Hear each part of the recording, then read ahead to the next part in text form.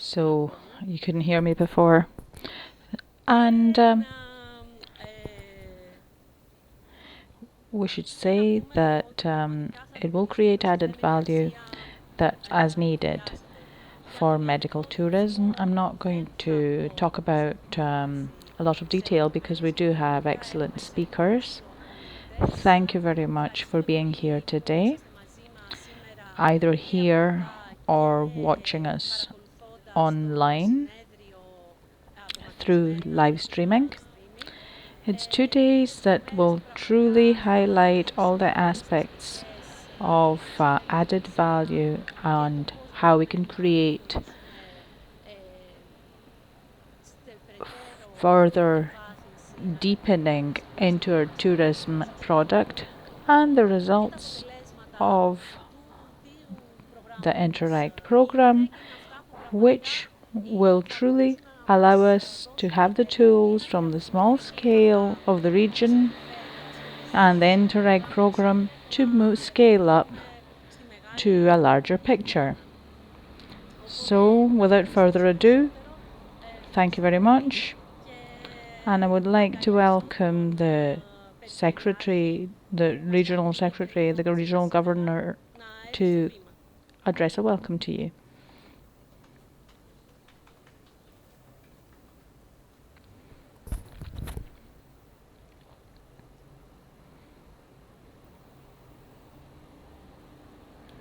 Good morning to everyone. I would also like to thank Mrs. Loiseau for her presence here and all our guests and speakers. I would like to say that today's juncture, as shaped by the pandemic and the prevention measures for COVID-19, is creating an environment that is highlighting health more than ever as the ultimate good which we all have to safeguard and improve. According to the analysis of almost all experts in tourism, this health crisis is going to lead to changes as to the model of mass tourism as we know it today. The special and alternative forms of tourism, such as health and welfare tourism, are in focus, and we understand that in this way we are expecting structural changes in tourism.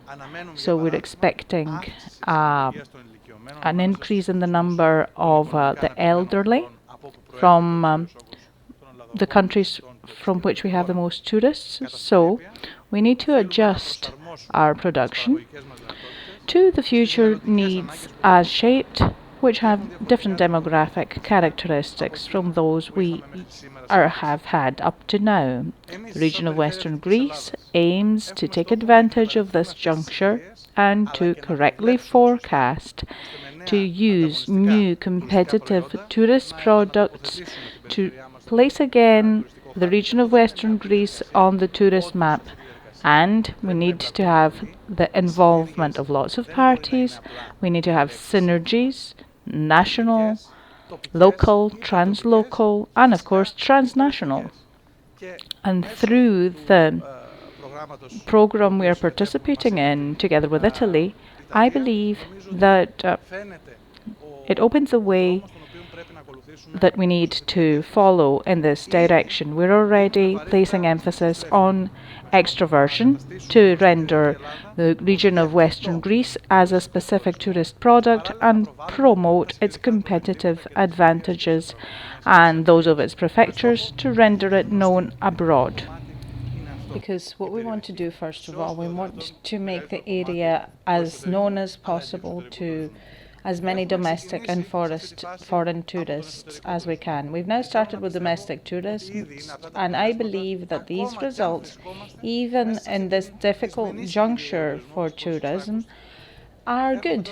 And moving on to health and welfare tourism, it is a tourist product that I truly believe the region of Western Greece can develop to the benefit of local society and economy. I'd like to mention only that amongst the 90 health springs recorded by the Academy of Health Medicine, 16 are in the region of Western Greece. This, of course, is not only our only advantage. If we think that, when we talk about innovation, we talk about an ecosystem, but there's a similar ecosystem for health and welfare tourism. What does Western Greece have? It has large hospitals, the best of which is the University Hospital, has private clinics, IVF centres, diagnostic centres, cosmetic medicine centre, which obviously safeguard visitors' health, but can also independently attract tourists, guests, visitors, call them what you like, who are going to combine health with a tourist visit.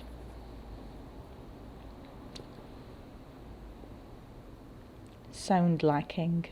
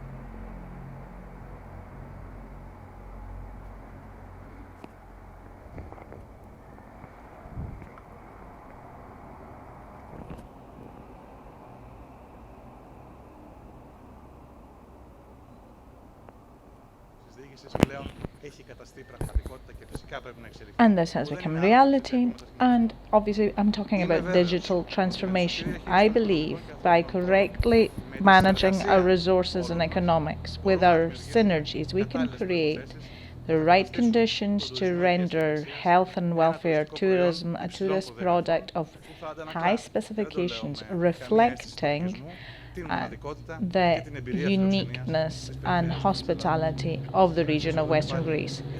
Thank you very much for being here. I would like to attend the rest of the conference today and tomorrow, but I do have a difficult day ahead of me. I'd like to say at this point that your visit to the region of Western Greece is not only limited to this conference, but in the context of our synergies, it's always important to make the most and see the problem and the opportunity. So we'd like you to see our advantages and your shortcomings, with which we need your help. Thank you very much for welcoming our visitors here and for raising these important questions. You can see what we've done on our YouTube channel actually, and I'd like to welcome the Vice Secretary for Culture and Health, Mr. Korovesis.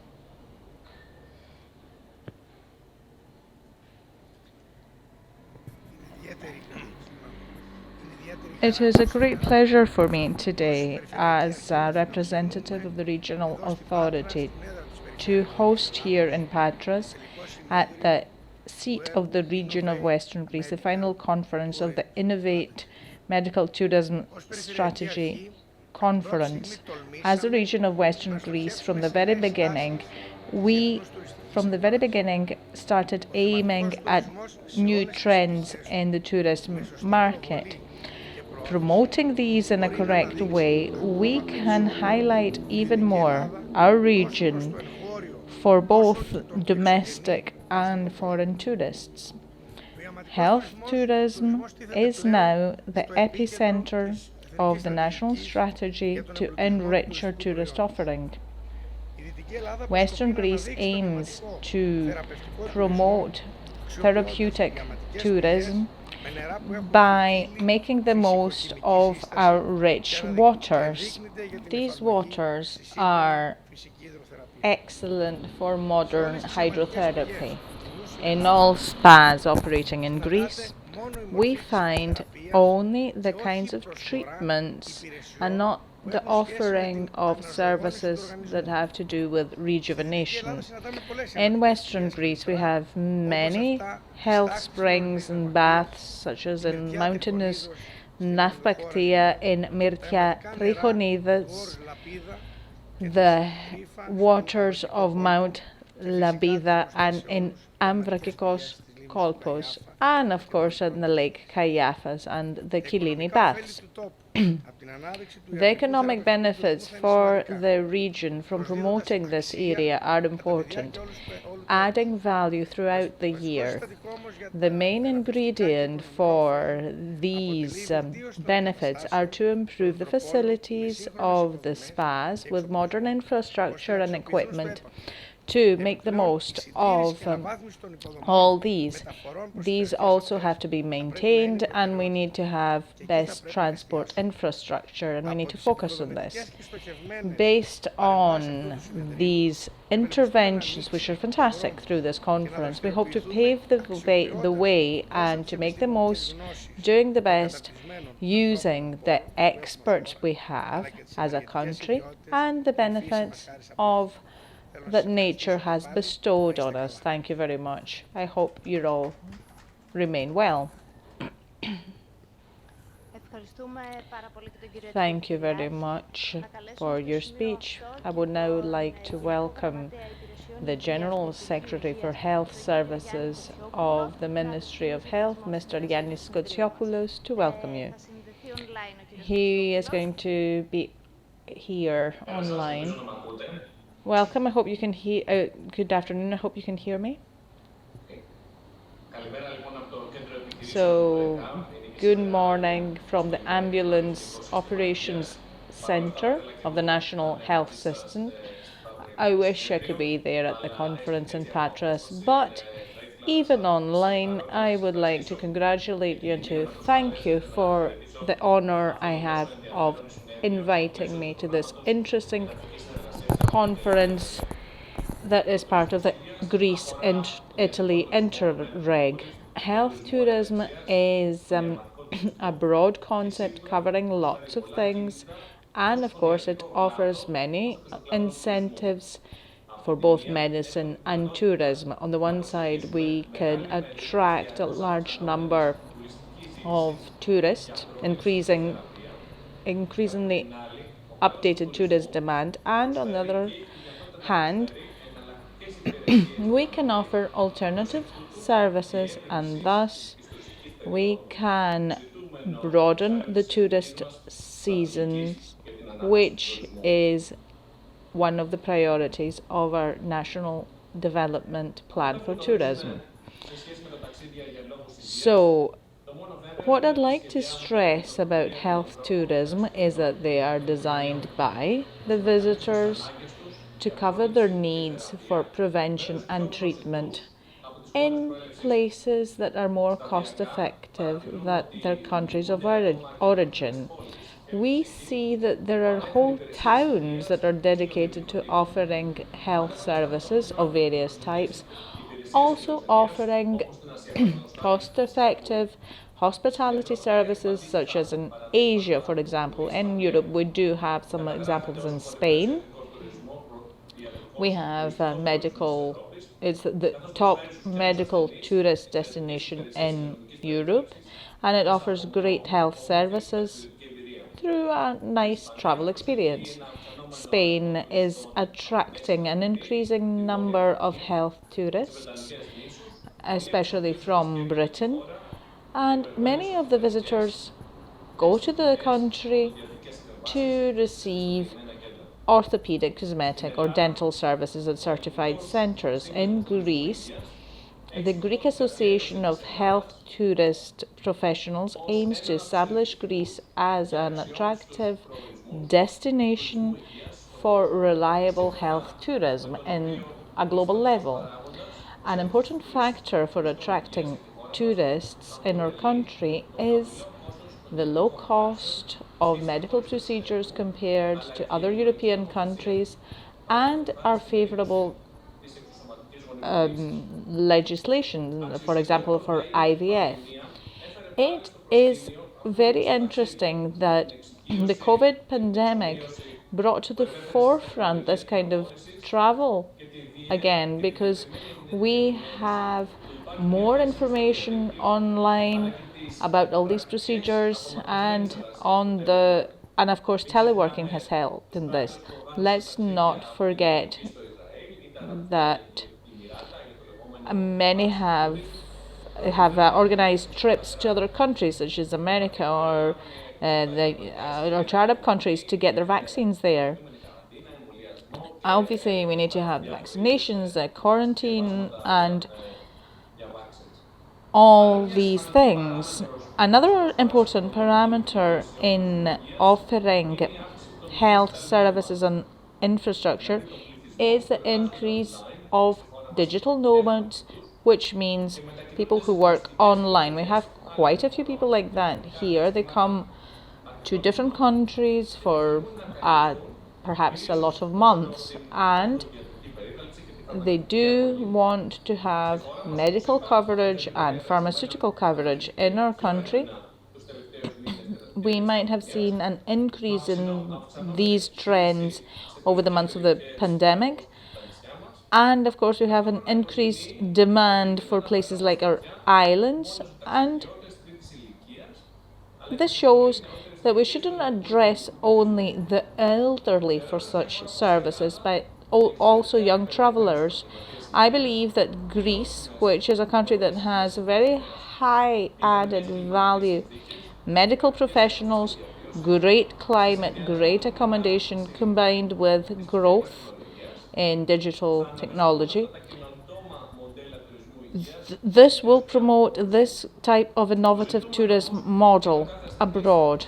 But what we want is for patients to receive services not only as regards their health, but also their accommodation adjusted to their needs in an integrated, comprehensive health offering at the time the visitor has selected to come to Greece. These innovations are expected to lead to new interesting specialties, specialized doctors and physiotherapists, medical specializations in high demand, prosthetics, cosmetics, geriatrics. And an important factor in these developments is our opportunity, our ability to be connected wherever we are. I believe that with a close collaboration of the Ministry of Health and the Ministry of Tourism, we will manage to evaluate the results of today's conference. And I believe that it will be very interesting to see these results. People are moving, traveling, redefining their needs, and it's ever easier to seek and to consult proposed medical consultants and services online. I hope that the results of this program will be helpful, especially the development of the proposed transnational collaboration cluster with the participation of bodies involved in health tourism, not only to create a new innovative tourist product, but also as part of an ongoing collaboration after the completion of the project. I would like to thank you once again for inviting me here, and I believe that at the end of this conference we need to look at your best practices and innovative suggestion and move ahead to implementing our country's strategic plans. Thank you.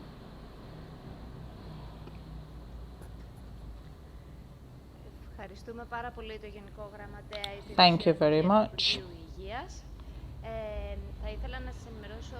I would like to tell you that unfortunately the General Director of Health Planning Services cannot be here today with us. So Before moving on to the actual speakers, I'd like to invite Mr. Gianfranco Dalletta for a short welcome. Thank you. Good morning. Good morning to all, and thank you for your kind invitation. I'm Gianfranco Dell'Areta. I'm the JS coordinator of the program, of the Greece Italy program, and which the InMedTouR project is one of our projects. Of course, the tourism and the culture sector both are and will be one of the core arguments of our program also for the next programming period, 2021-2027. And of course, also the general idea of InMedTouR will be also one of the major challenger for all of us in order to organize and in order to have a new skyline, a new organization of our territories for the tourism, in order to identify several arguments and also for not a general idea of the tourism, but in order to have a specialization for some sector of the tourism. This is very, very important. It's like this project. And this project is also a clear evidence that all the projects of the Interreg in general, they have the capacity, the ability in order to see over the skyline. This is very, very relevant. We should imagine that you wrote this project 3 years ago. And so you anticipated some dynamics that now are clear in our territories with these necessities that is most relevant for all of us in order to divide the type of the tourism. This is very, very important. And it's important also the presence, and it's very, very relevant, the presence of the ministry in this project. This can give us a general idea that how the tourism, not only for the Greece, but also for the Italy and the Puglia region, are very, the tourism is very important for our economy and for all of us. But we should think not only for the tourism, but in general also for the service that can born from the tourism. This is relevant because the development of our economy can increase also by this type of service. And this project can give us a clear guideline also for the future. Thank you for all of you.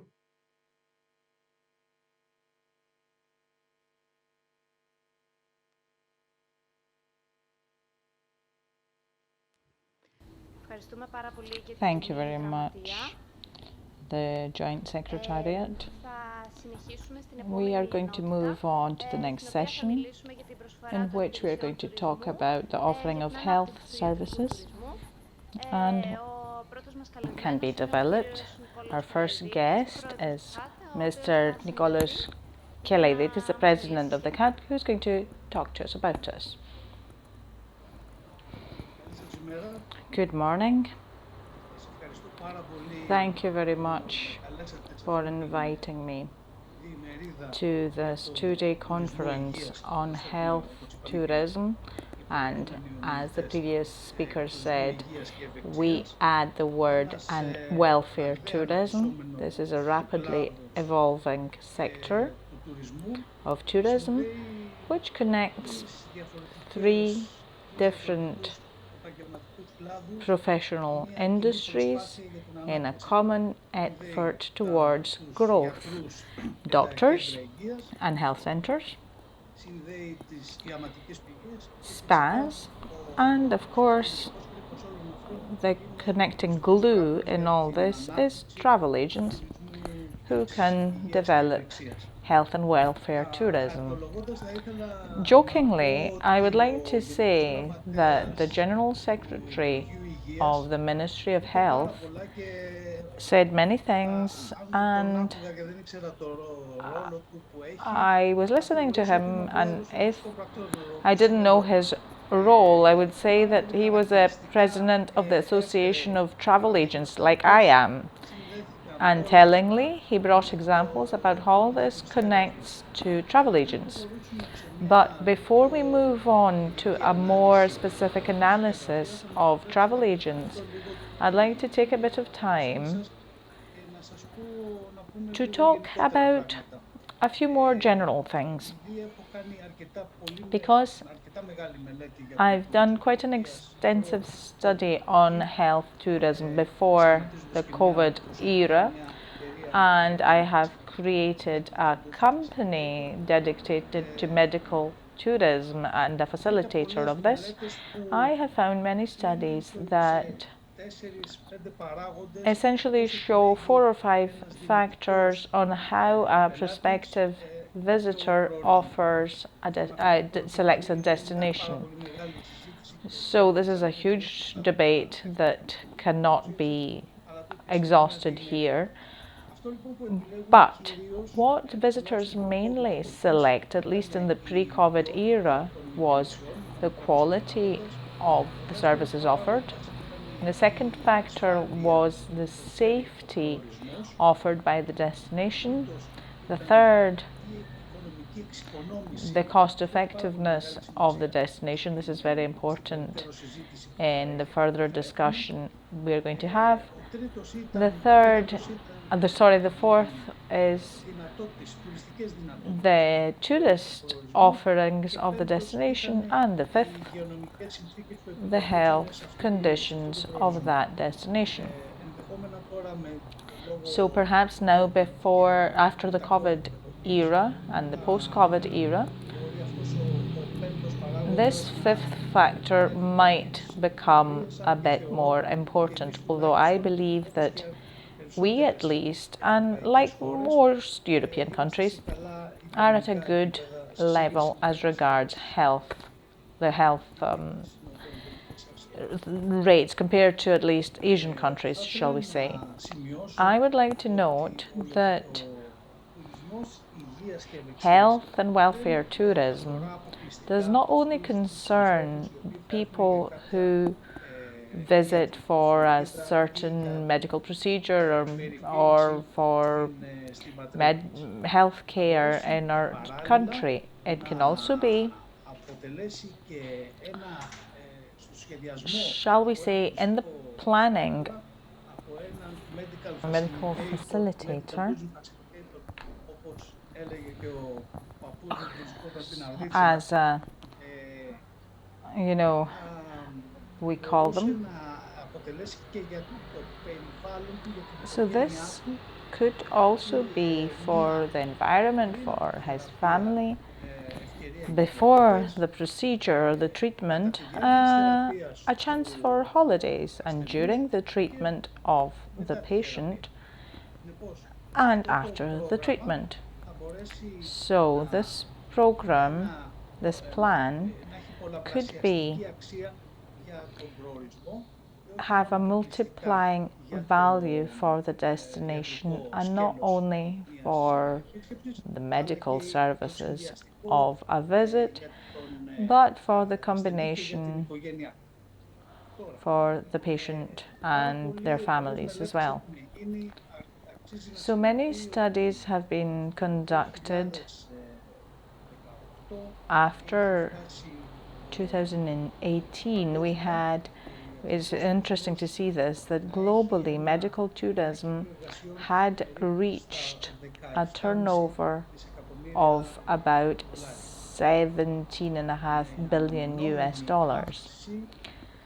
And the expected growth was for 28 billion USD by 2024. Of course, after 2.5 years of pandemic will put a halt to this growth, but it could be food for thought about what can happen, because it can lead to some changes to various health services, especially as regards prevention and diagnosis. So then, especially in Japan and China, they are studying applications to offer remote diagnosis in combination with the treating physician at the place of origin of the prospective patient.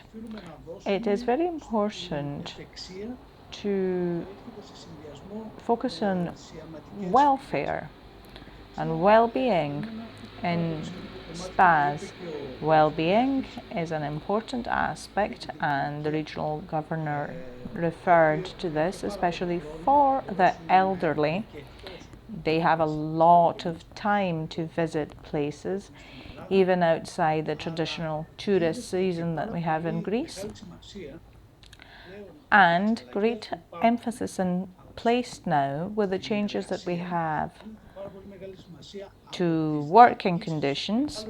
It's very important to see that great companies want their employees to work with a very good level of health and a very good mood for work.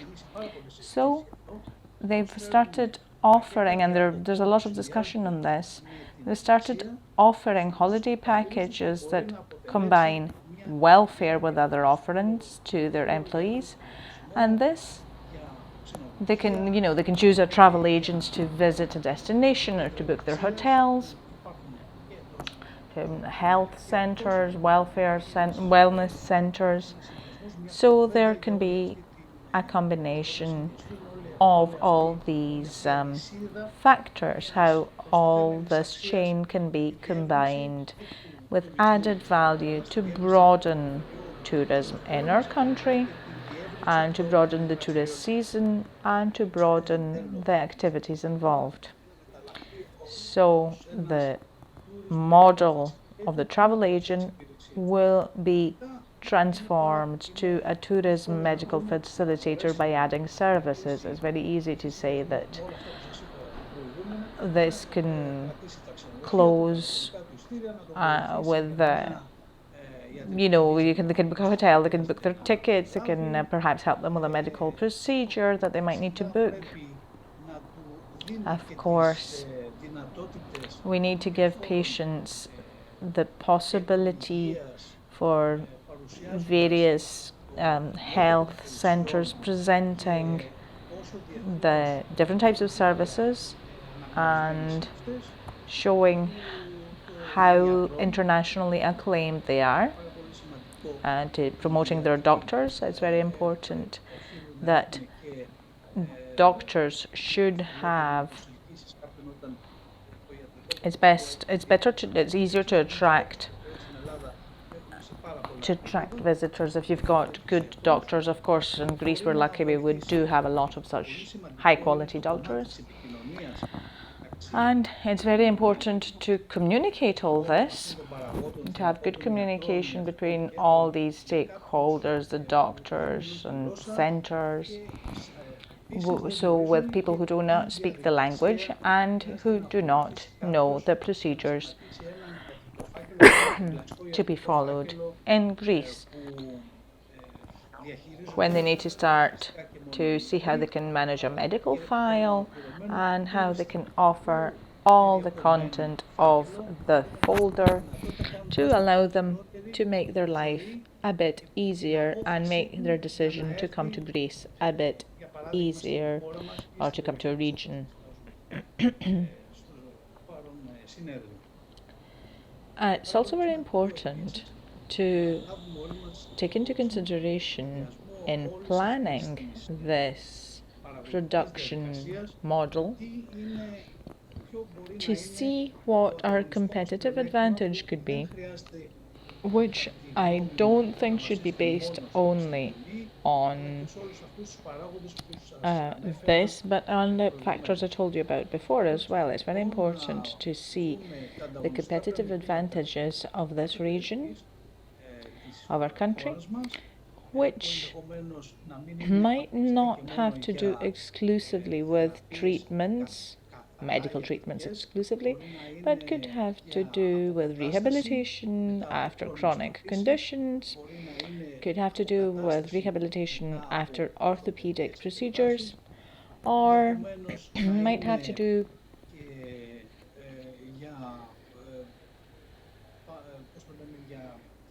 with, shall we say, how shall I put it, purely long-term therapy reasons. So we need to have all the infrastructure that are in operation throughout the year, and it's very important. We need to analyze this, and I would suggest, because I've done a lot of work on the development of medical tourism, and as president of the Association of Travel Agents dedicated to this, we were one of the first stakeholders, and this is very important to see together. We don't want to have fragmented efforts, but we need to jointly take a decision on how to start all this, because in the post-COVID era and in the overall recovery of tourism in Greece, we need to set a priority for health and welfare tourism. Thank you very much for inviting me. I'm sorry I can't be there physically, but I have to travel in half an hour outside Athens and outside Greece actually. So, thank you very much, and I hope that this conference will have the best success ever. Thank you.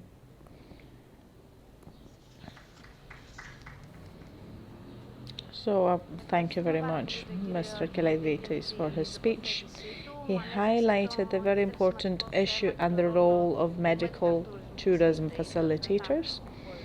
And I would now like to welcome Mr. Alexandros Antonopoulos, the CEO of the Aldemar Resorts Hotel Group. Oh, I do apologize. Alexandros Angelopoulos. He's the CEO of the Aldemar Resorts Hotel Group and president of the Hellenic Association of Tourism Entrepreneurs.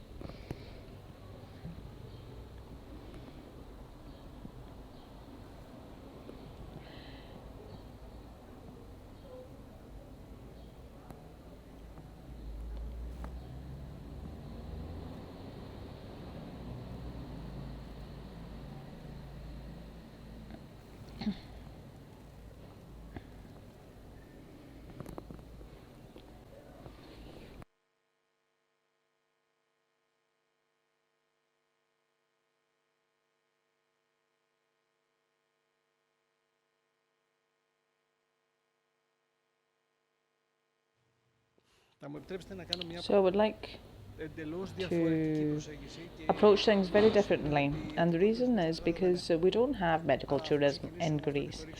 But, after dropping this bomb, I would like to focus on the essence of things. We have the entire framework of medical services to be able to have medical tourism. What does this mean? Mr. Kelaivitis said that we need to collaborate to have a differentiated national product. This is true. The weaknesses in creating a clear medical tourism profile as a country is because we perhaps follow the wrong approach, because I do tend to be a bit raw because I want to make things progress. And I think that the essence of the matter is, because I'm part of two committees dedicated to the issue representing hoteliers, so they've always had a wrong approach. We are not obliged at all to have medical tourism. We are not. We don't have a competitive aspect of our overall package that renders us suitable for medical tourism. But we do have some of the best medical staff there is. We have private and public hospitals that are at a very high level, but we are called to compete with countries that pay a lot more for promoting this, and they are much better placed geographically. I mean, it sounds silly, but it's true. So, what can we do to enter this race on the right terms? First of all, let's be realistic. I'm going to leave the microphone a bit because I have a tendency to walk, so you won't be able to hear me. Okay, so I'd like to say what we need to always remember something. We are getting older. This is true. We're all getting older for many years now, and we are going to continue getting older, which means that the average number of people from 65 and above is continuing to grow. We're going to have more and more old people. But what does getting older mean? I'm just going to say a couple of figures which you need to remember is the percentage of the global population over 60s increased by 8.5% from the 80s to now, and they now represent 1 billion people. So we've got 1 billion people over 60s. This will climb to 2 billion up to 2050. In Europe, actually has an older population on average. The red line here represents the age group of Europeans which is above the global average. Obviously, at the bottom we have Africa, because Africa unfortunately has a lot of infant mortality. But it's a target group that travels a lot. It's a target group that has time. They're retired. They could have put some money aside. They are accompanied usually, but of course they do have chronic conditions usually. And what they really want is not to go to be cured from something, but what we're talking about, what we say, healthy old age.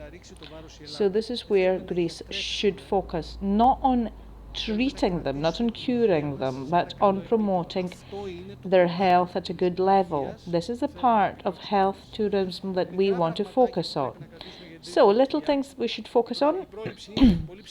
Prevention is very high in demand. Other factors are human relationships, and this is a sustainability parameter. They need to enjoy the destination. They don't consume it like younger generations do, but they experience it. They want bespoke services for those who are against all-inclusive offerings. At least they want the personal touch and want personal service. They have a different culture, and in general, they're used to saying good morning. The money they have for holidays is usually money that in the younger generations are given to help your children study or for daily needs. And of course, an important thing for Greece is the answer to seasonability. We have a very small season, no more than 5 or 6 months at best, and we're given a solution. If we could address this group to talk about an increase in a prolongation in the tourist season, not talking about 12 months, we can't do this, but in any case, if we can move to 9 months, this would be great, especially focusing on this population. And we do have the climate to support this. Now, moving on to the medical aspects a bit, because this is necessary for our discussion later on. They do seek health services, but combined with sports activities, which is usually soft sports activities that contribute to good health. So not really health and medical services. They also want to culinary experiences. They want local produce. We are at an area that is not only connected by boat and by air to Italy, but it's also connected through Italy to the rest of the world. And this allows us to talk about an area that, given its makeup, creates a feeling of security and safety in this category of visitors. Now, other things like welfare services, cultural services, sites worth seeing, all this means that they want to really experience the place that they are visiting, and this affects their mood in a positive way, and this is part of welfare and well-being. But we have an unsolved issue to examine, and I'm not going to give you the answer to this. I'm just going to raise the question. We're talking about health services, health tourism, we're talking about thalassotherapy and lots of different things, but the main problem that we have, and the main thing is, we're talking about medical tourism and then health tourism. Perhaps it's easier to see health tourism as a grander concept, an introduction to medical tourism. Obviously, we are top in IVF. It's obvious that we have specific doctors who are globally acclaimed because they are so good, but we do not have the product connected, linked with these doctors, which means that this can be achieved, but it has to be created, built. Although with health tourism, we don't have to do all this. It's not like medical tourism. It's just providing good services, a good combination of services that promote overall health. And what I'm saying is, when someone enters this race, it's not what we want to have that we should count on, it's what we have at the moment. So just keep in mind that health tourism is preventive, medical tourism is therapeutic. So the one is you go there before you have a condition, and the second is you treat a condition that you have. So I'm going to leave some data here. We see some charts that clearly show where we stand. Now, something that I want to note, well-being tourism, this is a part of health tourism, but it's not a medical tourism product on its own. It's a symbiotic model which shows how we can operate either here or as visitors to a country, because this is what we want to see when we go abroad. So the bottom arrow, which represents medical tourism, is a bit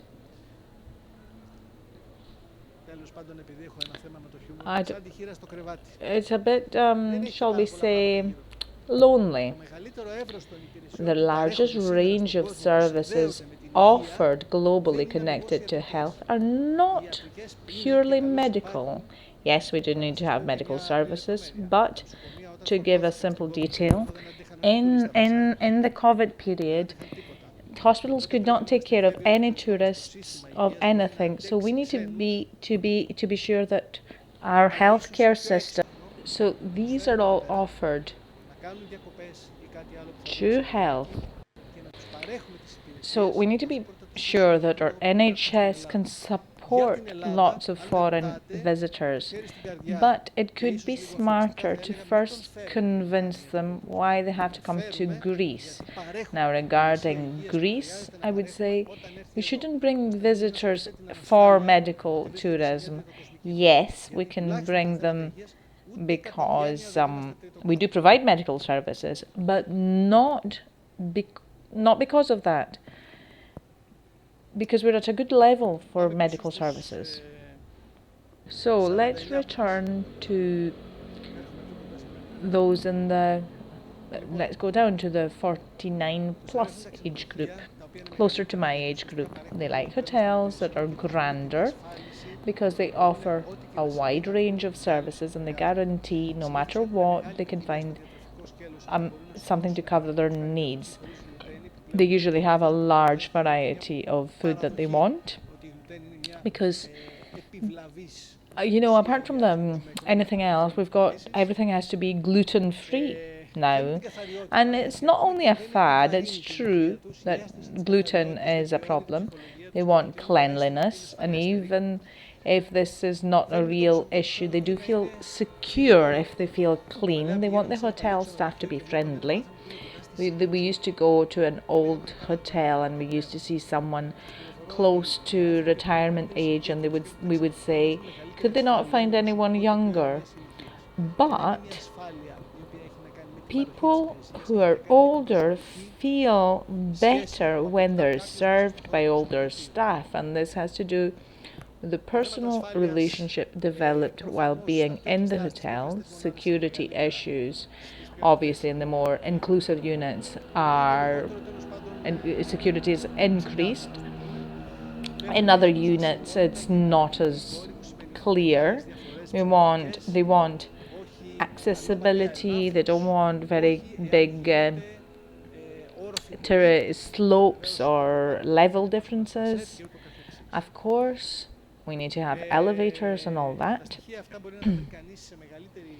Now, this data can be found in a more in-depth analysis in the analysis research in the 2019 survey. I mean, I read through it and I'm not going to read anything for a long time.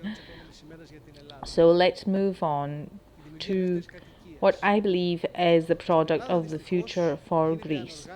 The creation of second homes. I mean, this sometimes takes place in Greece in smaller destinations. Perhaps we see it more organized in Costa Navarino, which shows that a major entrepreneur is looking ahead in the future. And here too in the region of Western Greece, we do have such approaches, but we need to give them time. Why do they select the Peloponnese?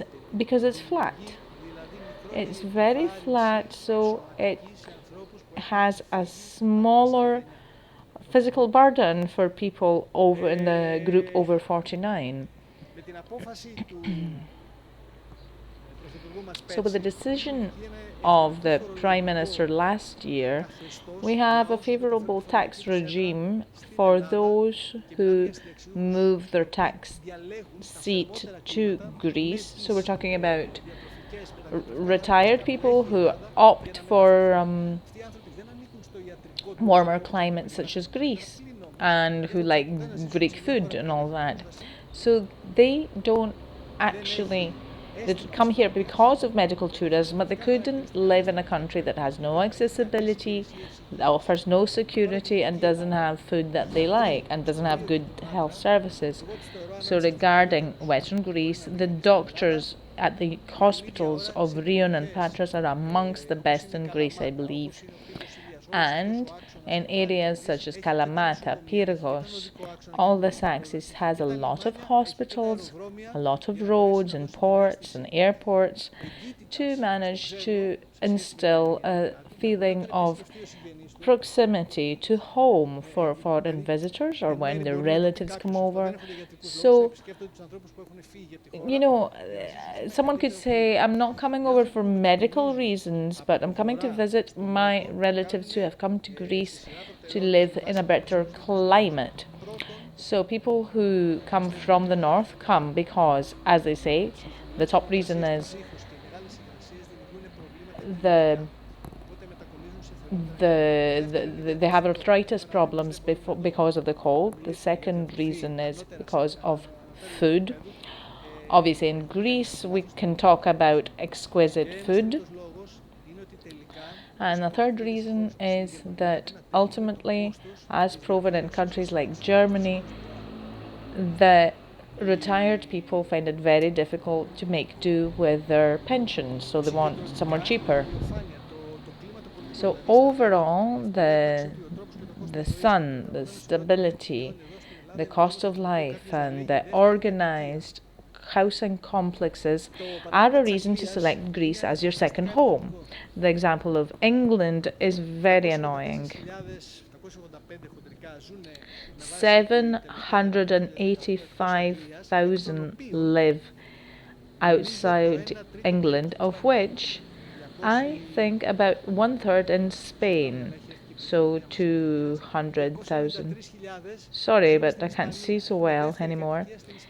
293,000 have a second home in Spain, followed by France, Germany,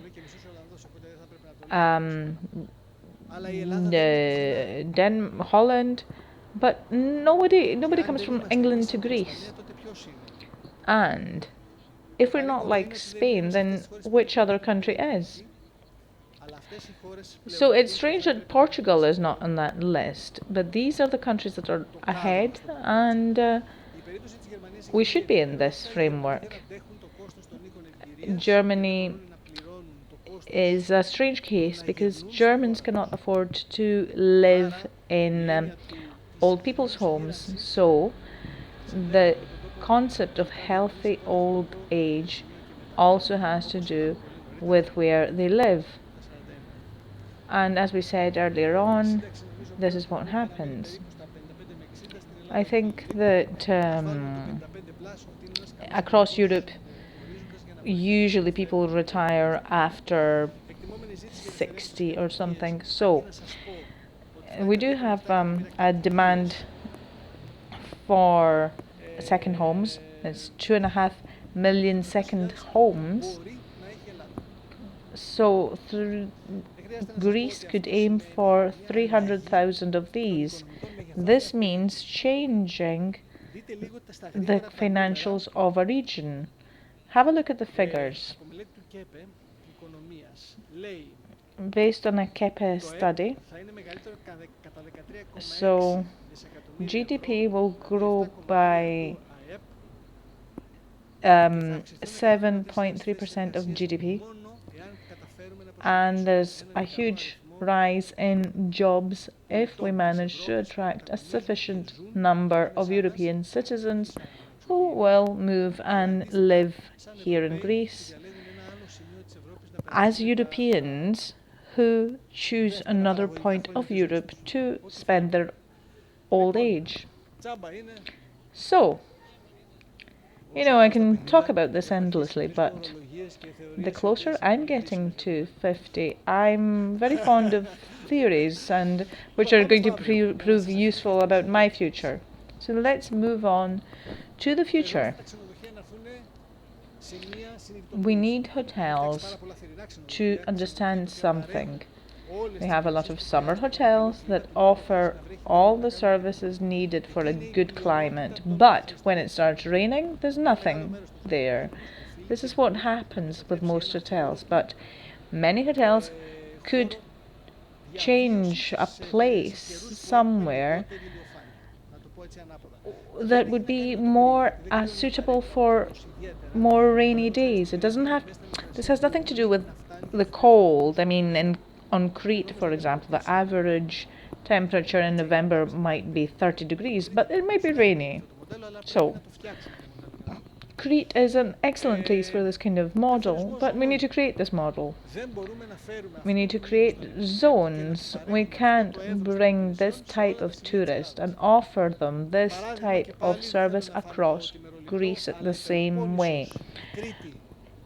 Another example again is the Peloponnese and Crete and northern Greece. We could have such a model of tourism. The smaller islands have problems because they don't have hospitals or they can't make people feel secure about their health.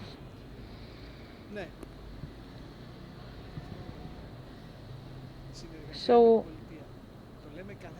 obviously collaboration with the state. We always say this, and we do see representatives, and we, in the beginning, we always think, yes, they really want to change things. But then it doesn't happen. But now the juncture is better than ever, and I think that once we do have this conversation at a regional level, at a central government level, I do feel that it will bring results. And the creation of a specialized cluster, we have some, but we don't have a purely a dedicated cluster for old age visitors, and this would help because it would make the target group smaller and it would be more targeted to allow us to target our policies better to manage to reach something very effective. So I'm going to finish by saying that as a hotelier and as a person who has worked a lot on this issue, perhaps I had the first company that brought a thalassotherapy center in Greece. I don't think that we've moved ahead. And this had to do more with the fact that we are trying to load too much on our plate. Our plate has to be very clear. There should have no food left on it. And I believe that we should now address a specific model in which we could actually be the best. And old age allows us to have this target group. And because I'm not allowed to talk about old people anymore, I'm going to talk about healthy aging. So this will give us solutions very quickly. We don't need to reinvent the wheel, we just need to put some things together. Thank you very much. So this was an interesting session looking at the opportunities that are available to people of a certain age and how we can make the most for these people. Now let's have a break and we will return at 12:15. Break interval. Good afternoon. We'll move on to the next session of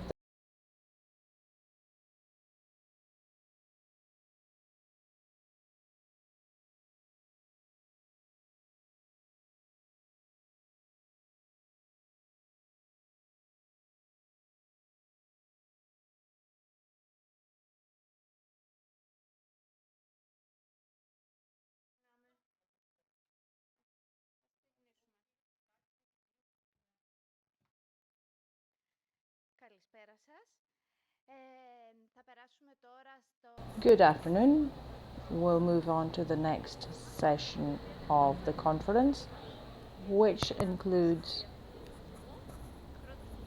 a look on how we can develop medical tourism. The first speaker is Mr. Petros Chotakis, who is the head of the Committee for the Promotion and Growth of Medical Tourism. Good afternoon, can you hear me? Can you hear me? Because I couldn't hear you before. Unfortunately, I hear anything. Good. I couldn't hear you at all. Can you hear me? You can start. I can hear you from afar. I can't understand what you're saying. So I'm starting. Good morning. Thank you very much for your invite. I'm Mr. Sekakis and I am head of the task force of the Ministry of Tourism for Medical Tourism. This task force was established last summer by Mr. Theo Harris, the Minister.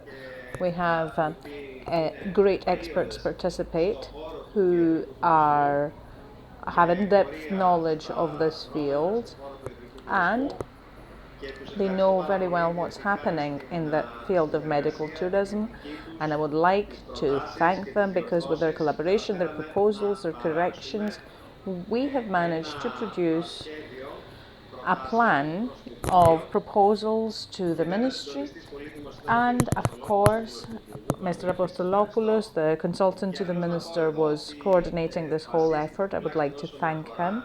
And as far as I'm concerned, I have to admit I did not have an in-depth knowledge of the subject, but one of main the main sources of data that we had is the source of data provided by Professor Puntas and his team on all the aspects of medical tourism, and this data has been published and at various websites, and they really helped to have a clear understanding and to see how we can build these proposals. We were asked to provide some proposals, which I will present to you in summary, to allow the ministry to put into consultation the next steps for organising systematically medical tourism in Greece, which of course was a challenge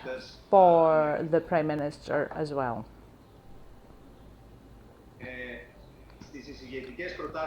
Now, in the proposals that we made, and as I said, I'm going to present them in summary. In the first part, we have the findings on the financial benefits of medical tourism. We've divided this into chapters. According to international data, we're talking about a turnover of $1 billion globally. Now, another chapter is Greece and competition, what's happening in Greece, what's happening in other countries. We only have a few 100,000 medical visitors to medical tourists to Greece, unfortunately. Although if you look at the internet sources, you might think that we have a lot more, but it's not true. Now, as you understand, we have some factors that affect medical tourism. These are complex and multi-layered. There are popular categories of medical tourism services. We're talking about some of these services, not all. We're talking about cosmetics, old age, IVF, ophthalmology, cataract, assisted reproduction, arthroplasties, physical medicine and rehabilitation in our country. We could do that. Bariatrics, and of course general surgery because of the cost, and of course checkups. So all these seem to be the categories internationally as regards the services covered by medical tourism. As I said earlier on, it's a great turnover globally, and there are some countries that have the lion's share in this. Greece does not. Mr. Theoharis, the minister, had asked us to conduct a SWOT analysis, as we call them, the strengths, weaknesses, opportunities, threats in Greece for medical tourism. So we also conducted an analysis on this, which, in my mind at least, and in the mind of all the members of the committee, and although I'm not an economist, I understand that the the strengths of Greece are actually many more than its weaknesses. So we do have a lot of opportunities, many more than threats. So apart from the general findings, we want to move on to the next section, proposing a plan. So I'd like to say again that this is a synthesis of all the data and the knowledge that we have. All the experts in this task force have their experts.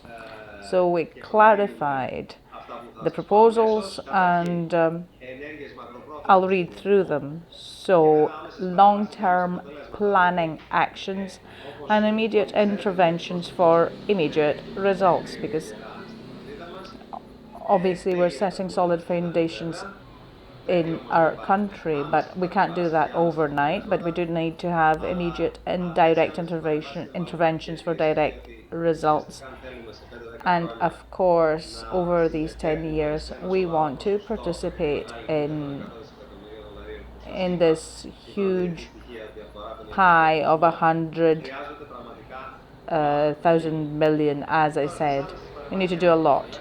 So, as regards the direct interventions, we promoted and highlighted these 10 issues: certifications for providers, how our doctors and dentists and medical service providers, hospitals, clinics, artificial dialysis, all these certified in our country.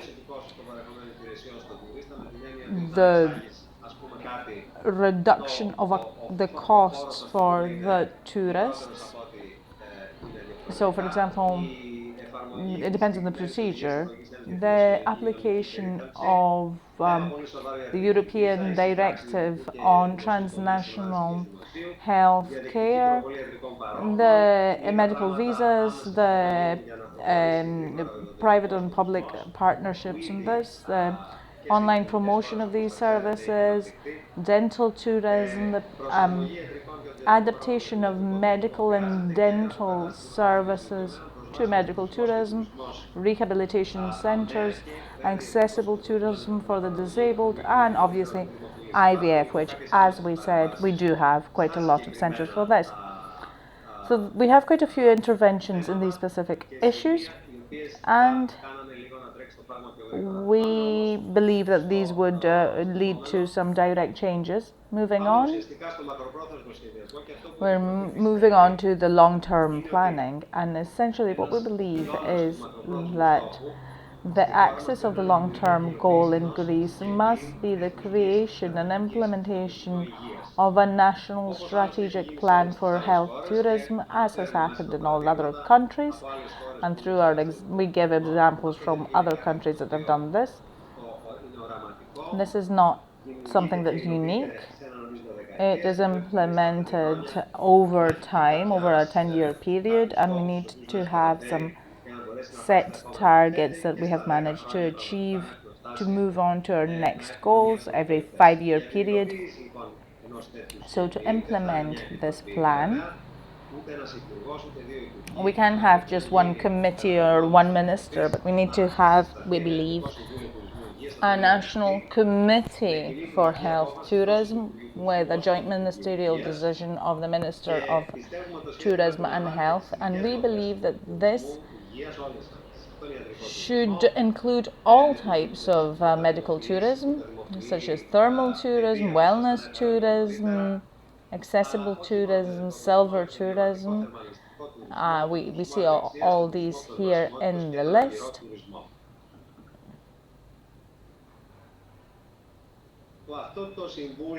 Now, this National Council for Health Tourism could have the following things as part of its role. So, the application of the plan, as this will be approved by the jointly competent ministries of health, tourism and finance.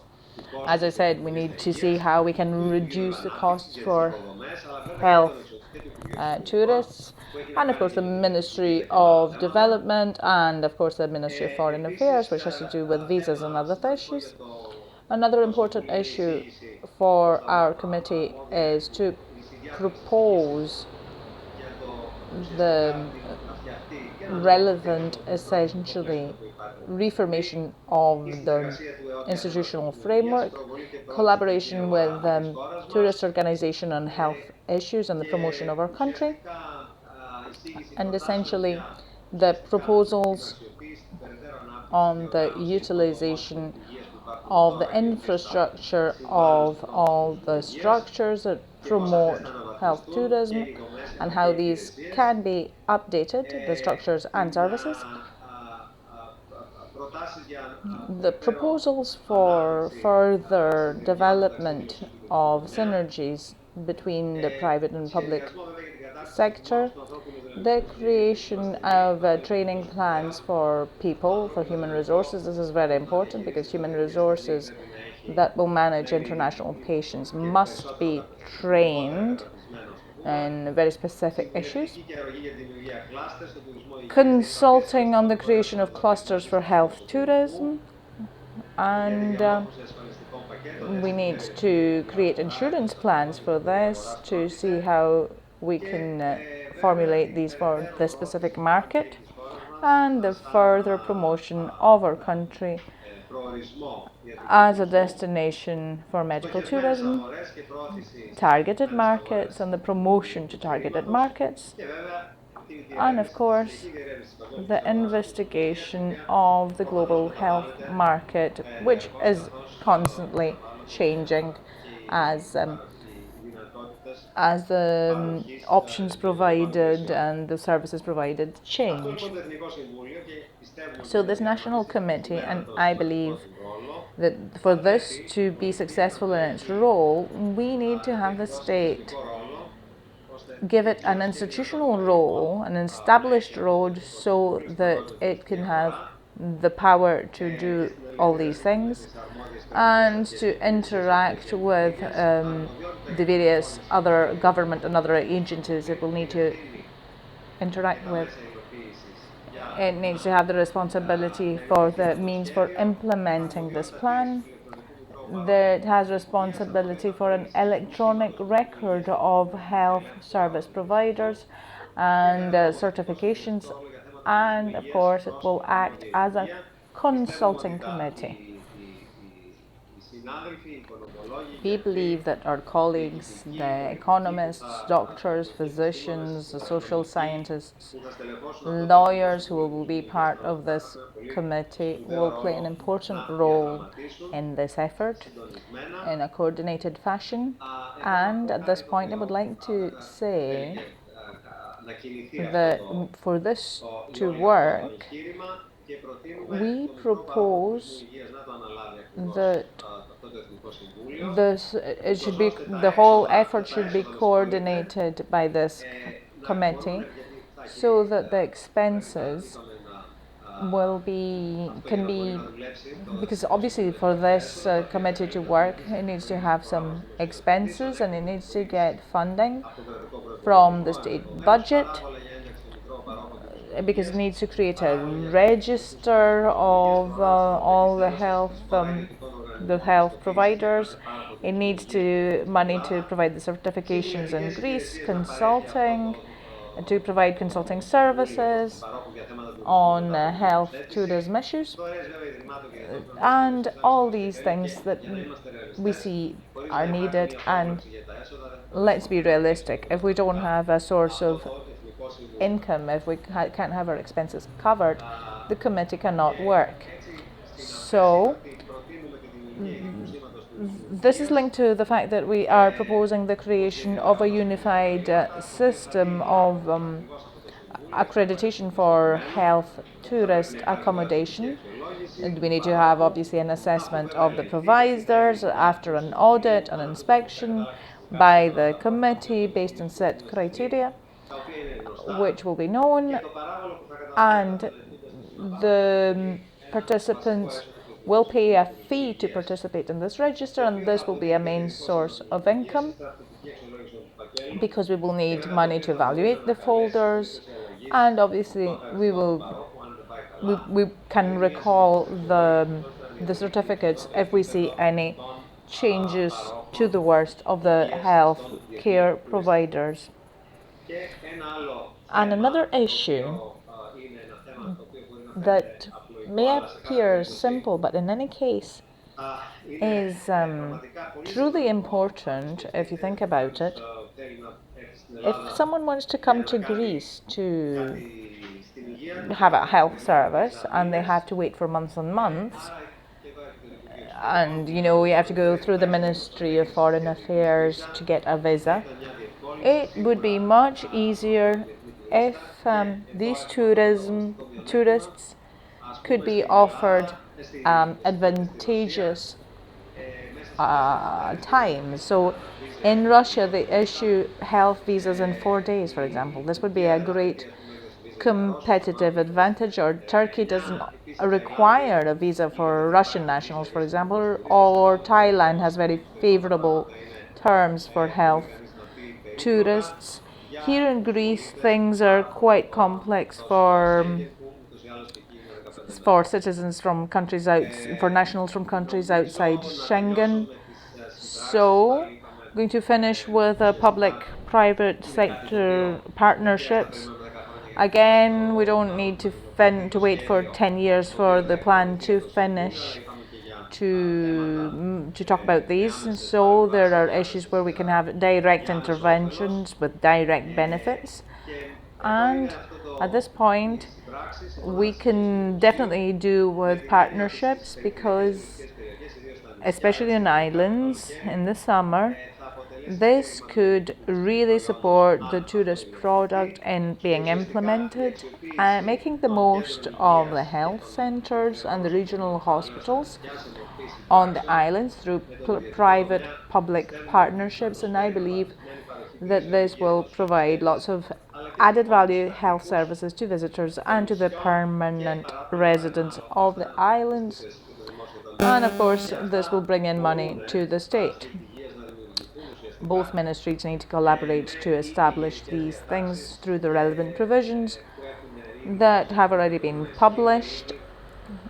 And there is, for example, the Hospital of Santorini, which is a best practice example, and it could be used to set an example for other places because it's a model that could really take us forward. So that's all I wanted to say in my 15 minutes assigned to me by the President. So I'm open to questions.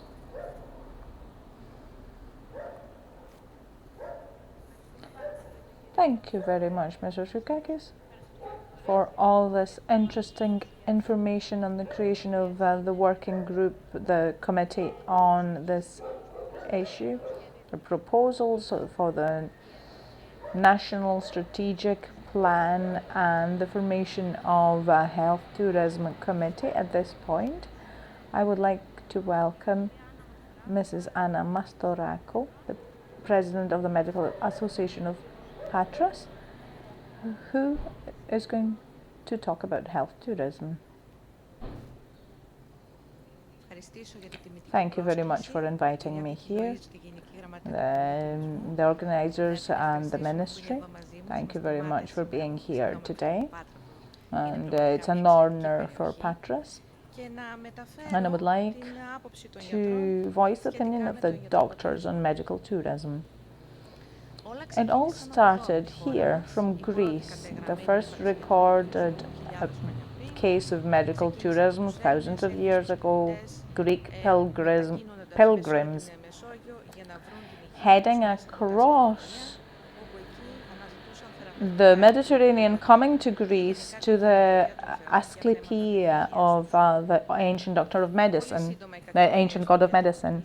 There are lots of categories of medical tourism. There is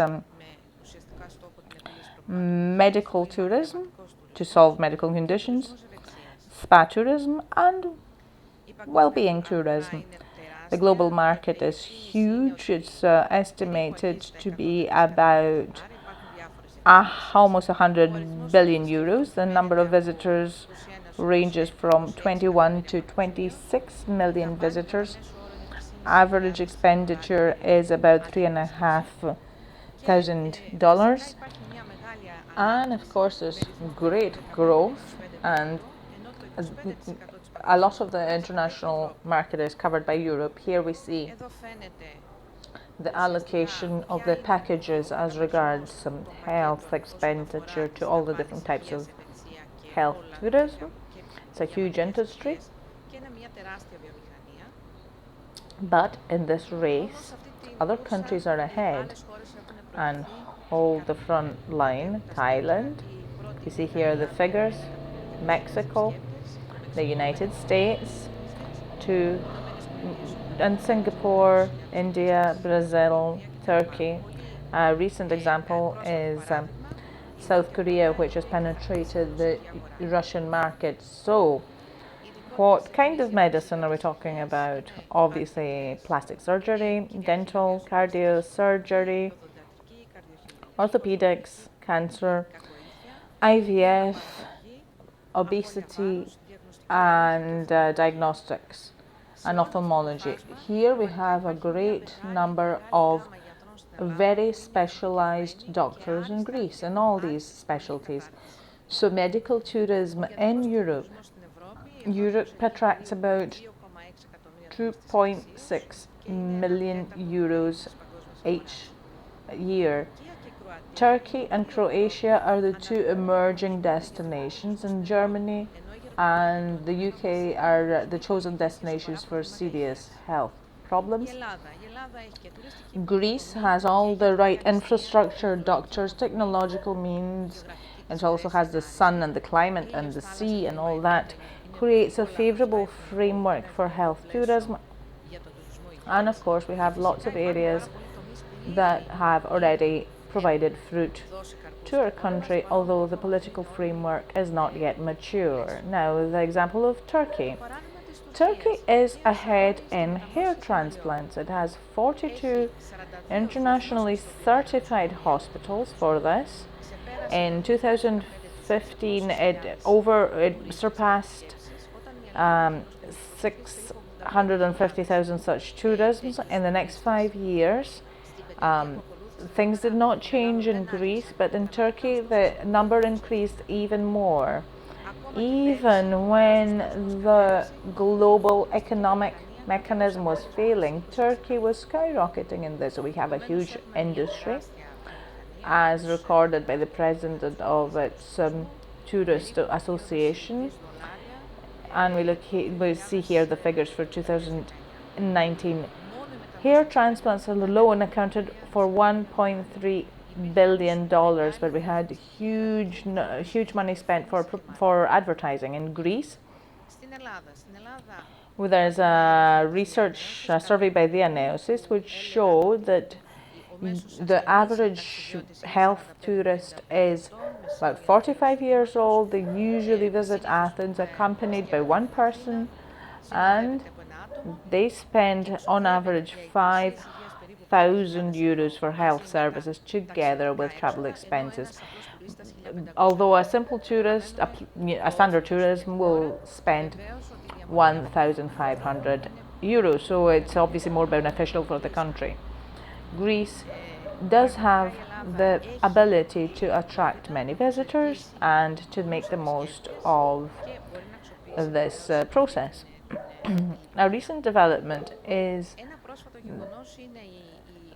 the establishment of transnational rendering of health services across Europe that are covered by insurance funds. So the interconnection of the records of patients and the insurance agencies through a platform, and this should be used. Greece has a very positive fact. It has low cost reliable health services, much lower cost, 60 to 90% less for health services compared to the US, Britain and Canada. Already we are developing some axes such as dentistry, IVF. The cost in Greece ranges from 3 to 5,000 euro. In the US and Canada it's more than 20,000 euros. And we also have very good results. Rehabilitation as well has borne fruit, but we're at a very early stage in Greece in that. Now, regarding IVF, there's an example of how the legal framework helped the development of IVF in Greece. In contrast to other countries, we have a favorable legal regime. We are allowed to have surrogate mothers and anonymous sperm donations. So all this helped IVF centers to provide such services, medical services for IVF treatment. Greek doctors have a very good scientific level. They're very successful, and they have a success rate of over 32%. The low cost is also very important for visitors, for young couples who want to have a baby. It's about half of the average cost in Europe and 1/4 of the cost in the US, and the National Authority for Reproduction is truly a framework, a platform that regulates all processes and helps a lot in this service. Now, the ecosystem of health services is very complex, it's difficult, it has many parameters. We have health service providers, the hospitals, clinics, clinicians, we have accommodation and transport services, we have insurance agencies, national insurance agencies and private agencies, and at this point their role is very important because we need to have a platform with a record of a register of providers to manage to see who does what. We have accreditation authorities, which are very important. At this point, I need to say that really Greek doctors have adjusted to being certified over the last few years, but not only doctors, but the clinics, the diagnostic centres, everyone. So we do have a very good level of certification, and it's not a problem for Greece. Certifying Greek doctors is a very easy issue now. And of course, we have another form of services, medical tourism facilitators who coordinate the whole effort. It's a new type of body or group which collaborates and coordinates these two sectors, the health services with the accommodation sector. And very important because it facilitates these complex procedures to coordinate the hospitalization of a patient with their accommodation and to find the best instructions and to ensure the whole process, interpretation, translation, everything that is needed for this service. In recent years, we have old age silver tourism, which covers a large group of people, and this is set to skyrocket in the following years. We do have two different forms. We have short stays and long stays.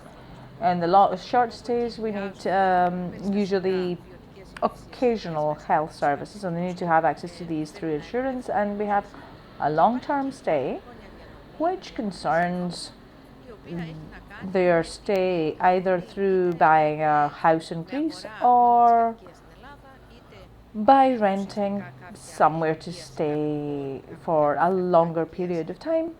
And this has been developed by some other countries such as Portugal, Spain and Italy, and they've created housing complexes for the silver generation who want, after their retirement, to live in a country with good climate, and we should take steps in this direction. Especially lots of islands already have populations, whole villages. They have whole villages of foreign retirees staying in Greece. So the pandemic has changed the model of tourism, and it needs great attention in the planning of our following steps. The people are now looking for new destinations where that will not be crowded. They want to be quieter holidays.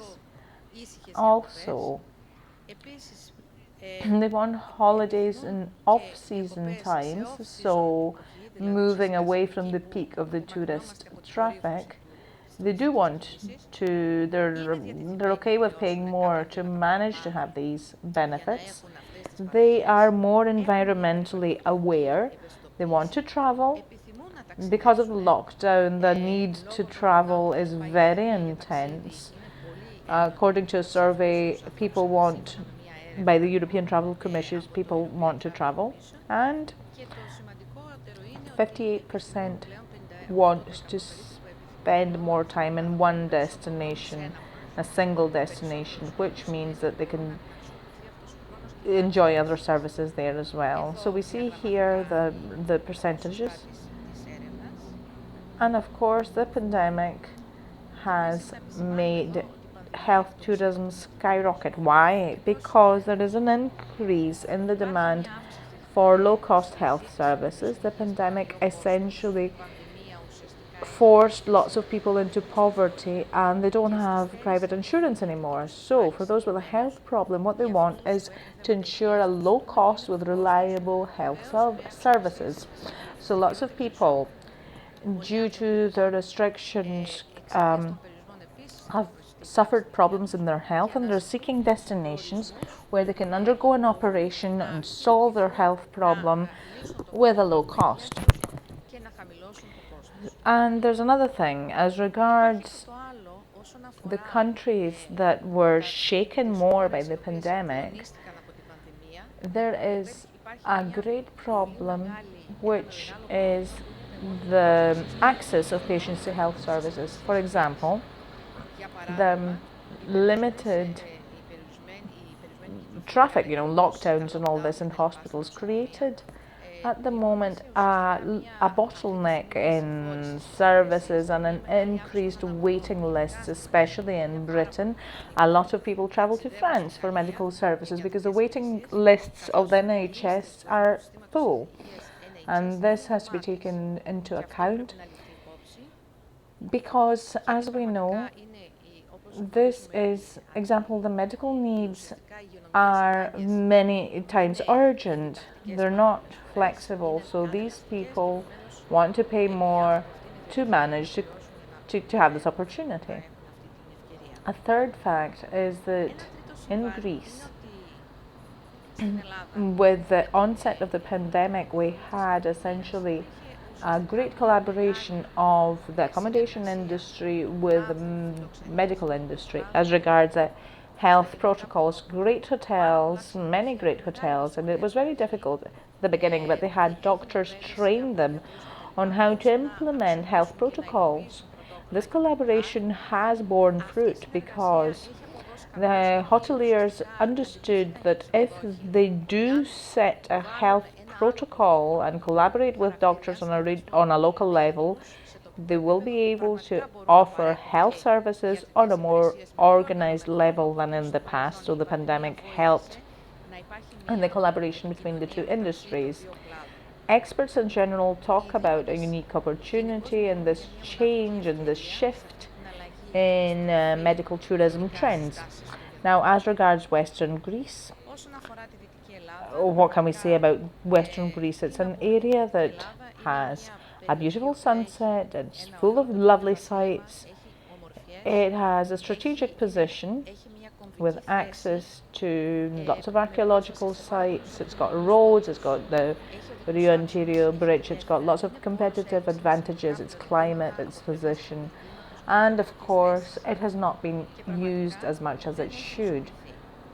We have the Aratus airport, and this has not been developed as much as we should. Although we have great hospitals, great doctors, great clinics, we have two IVF centres that are doing a great job, and we are close to Italy. And of course, this is it's a shame because it could bear fruit very easily. We have a great port, which is Greece's main gate to the west. It has modern infrastructure.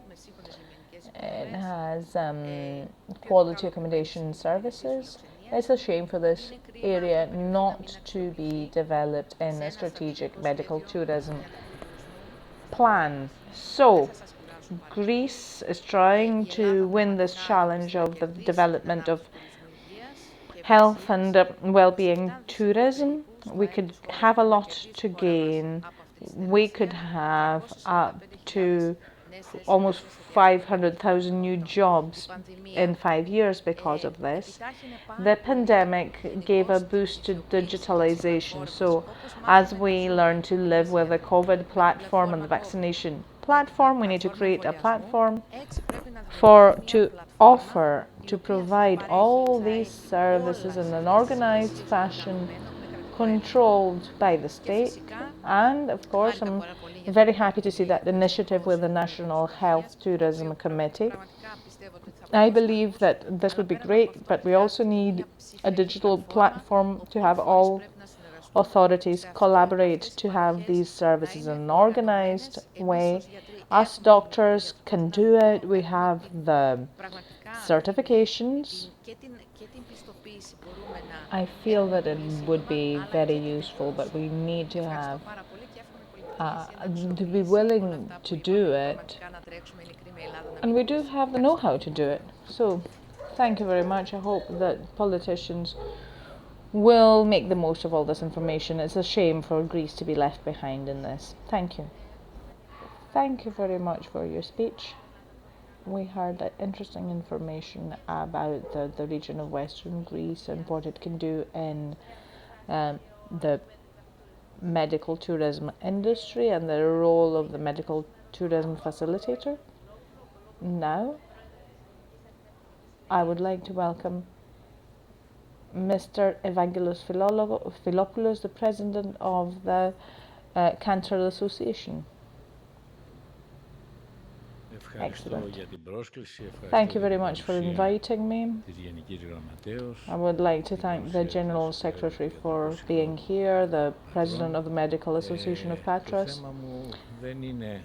I am going to talk not about tourism, but about daily care units that have that are about 50 years late in Greece, which could be a starting point for medical tourism in Greece. The factors for the development of tourism are services that are cheap and quality, and good accommodation. So nobody can be convinced if you have a good hospital and good doctor and then they go to the outpatient surgery and they wait for an hour. This is not the basis for medical tourism. So if we don't have innovative cures, excellent cures, I mean, this happens in the States, but the best solution is to combine the daycare units with accommodation. What can these units do? They can offer a wide range of treatment and cure services, endoscopies, hemodialysis, various treatments. And as an alternative, we can have daily well-being centres that coordinate well-being plans that can be implemented at hotels or other facilities. So let's talk about surgery. How is surgery provided? It could be as part of the existing ODCs, the private hospitals, but this is not daycare. This type of accommodation is not daycare. Daycare should be provided by an independent daycare center, which could be in the same building or not. There is an article in a law that defines very erroneously what a daycare unit can do. Essentially, they do away with daycare units and they just leave ophthalmology units and procedures that can be done with local anesthetics. So this does not help. To have surgery, they need to be in a good state, but even if they are not so much, it's not considered a problem today. You need to have easy operations, easy control of post-operative pain, not require blood transfusion, easy access to hospital if needed, and a good accessibility by transport means. To have good communication and a supportive environment post-operatively. What can someone do in these units? Anything. Breast surgeries. They can have placements of enlargements or implants. Plastic surgery is a series of operations, soft tissue, general surgery, hernias, laparoscopy, thyroidectomy. All these can take place safely in daily care units. gynecological, urological procedures, laparoscopic procedures.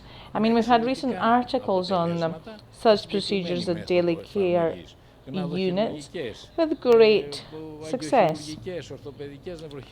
Orthopedic, neurosurgery, all this can take place. Arthritis surgeries, removals of inguinal hernias, lots of stuff can take place at a daycare center. Cosmetic surgeries, hair transplants. You can do anything. We don't see, it doesn't show here very well, but we see the trend towards daycare and not to hospitals. We'll see here further down. I'm going to show you here how it started in 2006. The daycare unit in InMedTouR started with its own patient administration office, its own beds, its own wards. On the same floor, on the third floor, 8 beds. The nurses, we were the first to have an evaluation form for our services by patients. We were amongst the first to be ISO certified for our operation, and we were privileged enough to have on the first floor, I mean, the hospital has 2 floors for surgeries, but we had 2 surgical halls and resuscitation area, so this was a hospital within a hospital. So this is an independent operation. Here we see the procedures conducted. We started in 2006, at the end of 2006, and we see that up to 2015 we had more than 12,000 operations. So these took place in these 2 surgical theatres, and then we had a larger number of operations because we had anesthesiologists from ICA. In 2013, Mrs. Mariana Lazzi accepted my proposal to change an ICA facility to a daycare center, and she gave a huge donation to make Nikos Kourkoulos the great daycare center. I mean, that's an amazing hospital, it's great, you don't have to wait there, it looks beautiful. Someone thinks that they're in Switzerland, and then they ask, what do I pay for? And the facilities there and the operation there, it has an internal regulation, and it's certified with, it's currently being certified with an ISO. It's in the last stages of the certification, and we believe that it's doing very, very well. And when it started well and it's continuing right on the right track, I love this place. It's great what they've done there. So these are the operations that have been conducted there at Nikos Kourkoulos from 2017 to 2021, the beginning of the year. We had about 9,067 operations. So in total, in 14 years, it has provided 21,389 operations. And what's the number of people who had to stay there one night? 4 to 8 people in the 14 years. And this was just not because for medical reasons, but because a doctor had found a nice way to keep patients there, to get some personal gain. And we had great success rates for operations, especially breast operations, and limited inflammations, no problems at all. Here we see the chemotherapies in the daycare, the numbers, no mortality, 3 to 5 transfers to hospitals per week, to IUSAVAS, to the nearest hospital. So, with these good results, the Greek Cancer Society made available a complex in Thessaloniki, and it has an annex that didn't know what to do. It had an annex that was empty. Mrs. Latzi, again, was very generous, and she funded the renovation of this annex. It's going to be completed in September. So we have a daycare center for Theagenia. It's been given freely as a concession as a daycare center for chemotherapy. So, okay, you're talking about chemotherapies now, and you know that why can someone not go to if they're in a low risk chemotherapy, routine chemotherapy, why can they not travel to another center to do it? Why can they not be tourists? But what's the most important thing? That we can have a hospital that can be the reference hospital, and the COVID pandemic revealed this, that we have satellite hospitals or satellite centres that are connected to a reference hospital. For example, we have the University Hospital of Patras that's contracted with a daycare centre in Xylocaster or somewhere near here anyway. And if something happens in 5 or 10 minutes, 15 will have a patient transferred to the hospital. They're linked. It can use doctors from the university hospital. These private-public partnerships are very good. If implemented correctly, they bear benefits to everyone. We see here the chart with showing the increased number of daycare centers in the States. Over the past 10 years, it's doubled, and it's impressive. 60% of hospitals have created independent daycare units within 5 minutes or 15 or 10. With Nikos Kourkoulos, because there's traffic on Alexandros Avenue, we know that it's not a problem 15 minutes away. So, for example, we see here that shoulder operations are the same that take place in a hospital or in a daycare center. And we see the cost, and there's a tendency to move towards daycare centers. We see it here as well. We have independent units that are much more increased all the time in the States, and in all countries actually, and in Turkey as well. As you said, we do have a lot of such centres, because all stakeholders have to gain. The patients who don't have to wait, they don't have to stay overnight, can stay at a hotel, and have all the communication, everything. The hotelier, the paying authority, the insurance agency, because they pay less. In the States, much more. In Britain, the same, and in Germany. So it's more beneficial, cost effective. In Thailand, I have to say, Thailand has a lot of tourists because it offers strange medical procedures, but we're not interested in this. What we do have as a benefit is that Greece is considered to have a very good overall health rate. We see here the high-risk countries. Greece is in the green zone, so it's a safe health destination. And this is important because CDC's in the States, on its website, states the risks for medical tourism.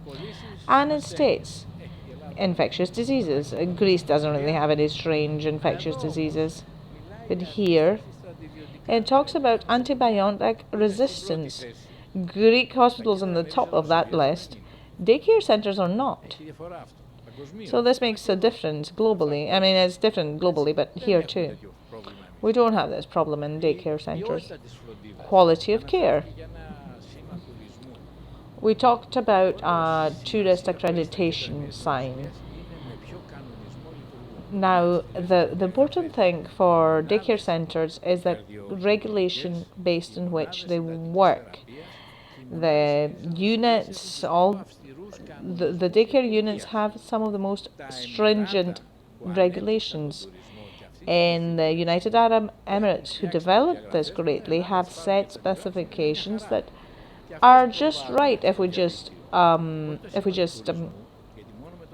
copy them, because we need to take account of expenses, and we don't need to only have tourists, we can have Greeks as well. Then we need to have communication. Obviously, we do have that. We have continued care, we have certificates, and we give instructions. And it's important that daycare units meet the criteria that allow people to come safely. Here we see Athens. Couldn't find a better map on Google. So, its hotels are here. Sorry, it's hospitals. Sorry. And some are here in this space. So they're squished in one little area. This does not help if someone is coming to Athens and to go to the Parthenon and stuff. It's a bit difficult, especially some private hospitals. It looks there are so many people, it's horrible. So it's not easy to be a medical tourist just because we've got a big hospital. We need to change things. I insist.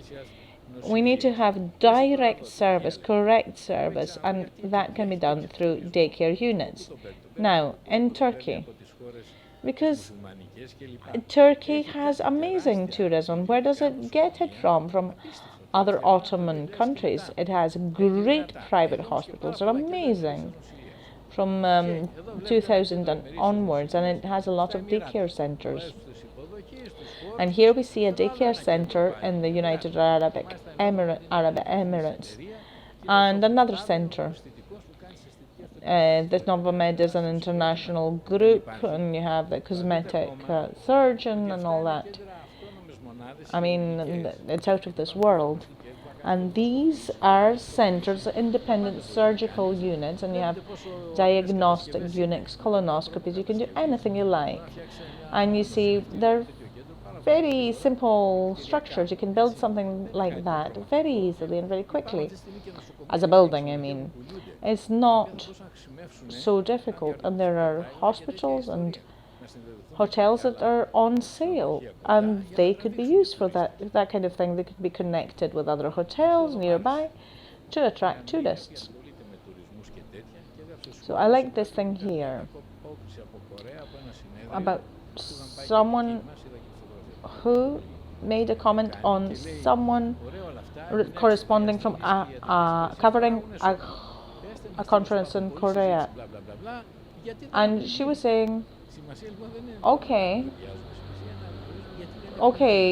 I don't understand. So medical procedures generate profit and patients want medical procedures, so why are they not happening?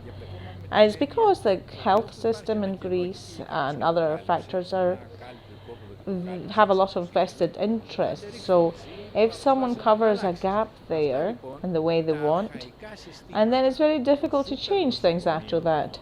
So these archaic systems of super hospitals and all that, we don't have available doctors at the moment because they've all left Greece, and the private clinics are grabbing all the doctors who leave the national health system. We don't have any available doctors. So these archaic structures of the hospitals conflict with modern developments, and this is a problem. I don't think that they care unless they understand that to build independent centres and be part of the stakeholders for such independent centres will help them. Then there are other reasons. Politicians, someone might make a company and talk about tourism and stuff. There are lots of other things, lots of other reasons, and all these prevent Greece from moving forward. I believe that we need to build a joint service, Other committees can play a role as consultant, but we need to have assigned officials who will undertake to build the framework, the regulations for the operation of this. I said, just copy what the United Arab Emirates have done. They're perfect. I looked at existing literature. Yes, just copy what they've done abroad. It's good. And we should build these centres in select areas.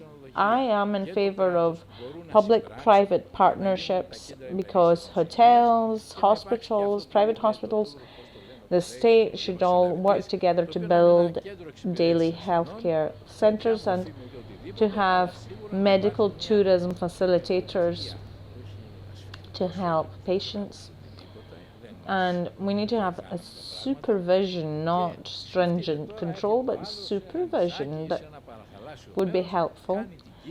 Imagine you get someone coming to an island and something, they go through various nice procedures, useful, and then they stay there. And on the next day they enjoy their coffee on the beach. They will come, why not? Or, older patients who want a knee procedure will have a minor operation and then they will continue their holidays and enjoy themselves. So I'm going to close. So I'm talking about daycare. So this is my last slide is my two cats who would see me for many long hours working on the computer, and they were looking at me like saying, "What are you doing? Come and play." And unfortunately they've both died now. This is years ago. But I'm always thinking how interesting they would find it and what is this person doing? And really they kept me going when I was working on all this. I hope that I helped a bit in this whole conference on medical tourism. Thank you. Thank you very much, Mr. Philopoulos. It was a very interesting presentation, especially for us from the tourist industry. It was very interesting to see this proposal for the daycare units. So we're going to end today's conference with a presentation by Mrs. Amalia Orolopoulou, the President of the Regional Annex of the Association of Physiotherapists. Good afternoon. Thank you very much for inviting me here to today's event. Physiotherapy and rehabilitation services go hand in hand with medical services. They are necessary for the rehabilitation of health post-operatively after all these operations you were talking about someone can have in Greece. I'm not going to talk about definitions, just a couple of things. I'm going to talk about optional health tourism. So an interested party is directed very specifically for a specific location, and we will have such cases. And selected health tourism, so I've chosen to go for physiotherapy after my operation at hospitals or rehabilitation centres or at physiotherapy workshops. And then we have a combination of health services during the holidays. This is a tourist option. I want to go to a certain location, but I also want some services, and these can be provided at physiotherapy centres, rejuvenation centres, spa centres, thalassotherapy centres, or alternative physiotherapy centres such as therapeutic horse riding. So this combination of health services and holidays has to do mainly concerns people with chronic problems, the silver generation, adults and children with motor and functional problems. We have advantages as a country. We have a great dispersion of private health units. We're cheap due to the economic environment, highly trained staff in, and we are also good at foreign languages. We also have a lot of disadvantages. One is our attitude towards marketing, red tape, uncertain laws, certifications. We heard quite a lot about this and about the creation of the correct certification scheme, funding, and vague laws. Now, the challenge is how to pay the providers, how to compensate patients, how to cover civil liability, how to be informed about patient rights, how to handle medical information and continuity in care with quality of services and safety for visitors. We see this every day. These are problems. What do we suggest? We believe that silver tourism, geriatric tourism, is one target we can send. Spa tourism and thalassotherapy, services for the disabled, either adults or children. A silver people, concern people who can travel, who they might have some mild medical conditions, but not great impairments. Obviously, the global population and the European population is aging in any case. So, people in that age group need to improve their uh, body condition, to improve their posture and ability to walk. This is the reason why they would come to a rehabilitation center in our country. We can manage this if we make the most of the spa centers and bath centers that we have in our country with the collaboration of physiotherapists that exist in these places, and by adjusting hotels to the functional needs of the silver generation. So we see here two great spas that they used to operate. Now they're degraded. The one is in Caiaphas and in Kilini, and there are about 750 spas that are not certified and they're not in a good condition, and we need to target these. 100 are in operation, 750 are not in operation.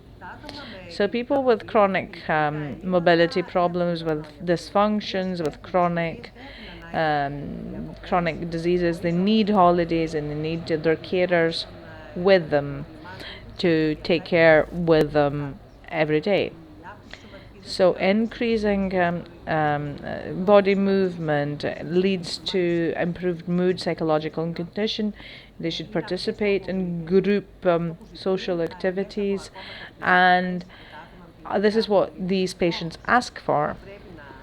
So we need to be certain that we are providing all these in a ergonomically correct fashion to allow them access to our beaches, for example. And we need to have a structure that started from the University of Patras and it can be placed at any beach to allow people in wheelchairs to access the beach. Especially the people in wheelchairs find it impossible to go to a beach. So we need to adjust these areas in the hotel units and to create structures for thalassotherapy and horse riding therapy to be able to welcome people and adults with motor problems. There's a lot of things to be done in this area. There's some things are done, but we need to do more. Now, as regards the benefits, I'm not going to talk about that. Usually the people, the economists talk about this, but we've talked about more. We need to change the laws and regulations based on the new data, to create clear procedures for those who want to be involved in this, know the terms and conditions, to create mechanisms for promotion and advertising, alternative sources of funding, to provide information, to adjust the needs to the ergonomics of the visitors, to create synergies in the public and private sector, to make the most of existing structures, and possibly to create a pilot regional project to see how we can organize all this in the future as regards rehabilitation. For example, we could have a pilot project with on an island that's well known in the tourist market, say Corfu or somewhere, with an international airport, with a developed tourist infrastructure, and with satisfactory health structures. We should create an environment allowing visitors access to health and rehabilitation services.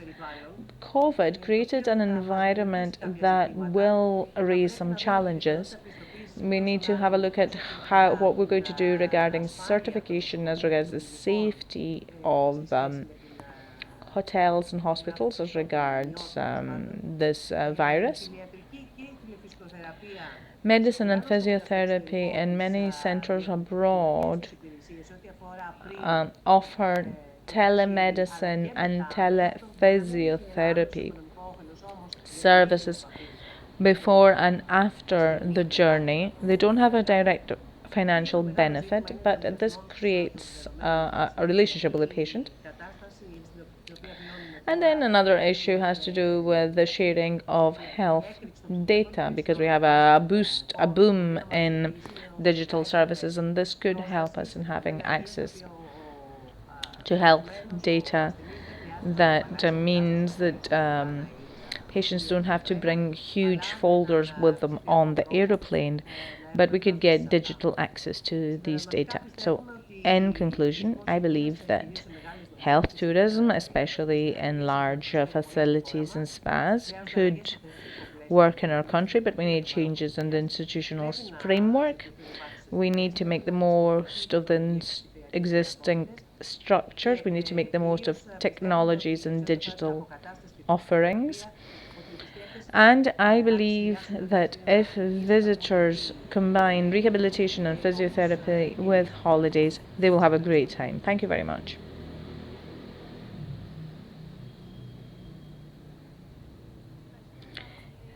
Thank you very much for your speech. She gave us interesting information. So I'm going to find it very interesting on what she said about the sharing of health data. I would like to thank all speakers for being here, and I would like to invite you to attend to tomorrow's meeting as well, and we're going to talk about the results of the project of the program, and we're going to talk about what's going to happen in the post-COVID era. We will have Mrs. Irini Tolli, Mrs. Vasilikos, Mrs. Denisopoulou.